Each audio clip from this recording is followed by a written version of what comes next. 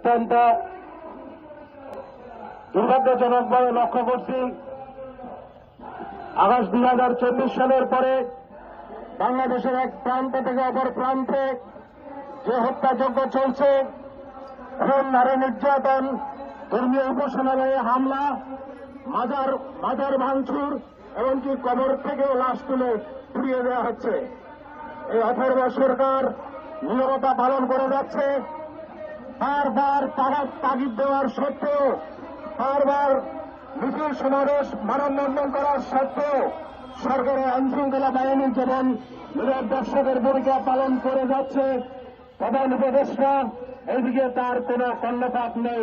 তিনি দুই তিনটি রাজনৈতিক দল নিয়ে মাঝে মাঝে চা নাস্তা করে তার প্রদক্ষিণায় মিলিত হয়। যখন দেশের দিকে শূন্যাবস্থা দেখে এই দুই তিনটি রাজনৈতিক দলকেই তিনি ডাকাডাকি করেন।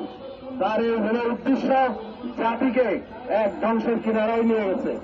আমরা লক্ষ্য করলাম যে ময়মনসিংহের বালুকায় বিভূচন্দ্র দাসকে যেভাবে নৃশংসভাবে পিটিয়ে ধর্মীয় প্রচারণার অপবাদ দিয়ে তাকে আবদ্ধ করে আওয়ামী লীগের গাছের সাথে জড়িয়ে নৃশংস হত্যাকাণ্ডের এই ছবি ভিডিও সারা পৃথিবীর এক প্রান্ত থেকে আরেক প্রান্তে ছড়িয়ে পড়েছে।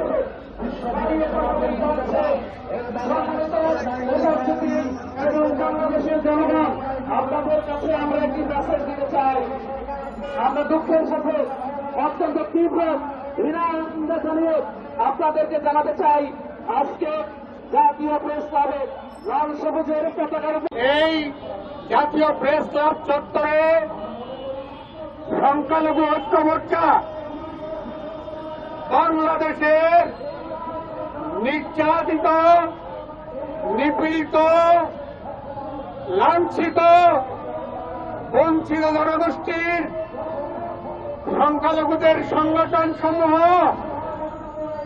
যেই সকল সংগঠন দীর্ঘদিন থেকে তাদের কান্না, তাদের উপরে নির্যাতনের কথা বিভিন্ন সংগঠন থেকে বলে আসছে, আজকে সেই সংগঠন সমূহের ঐক্য মোর্চা, প্রিয় সাংবাদিক বন্ধুগণ, আপনাদের মাঝে একত্রিত হয়েছে।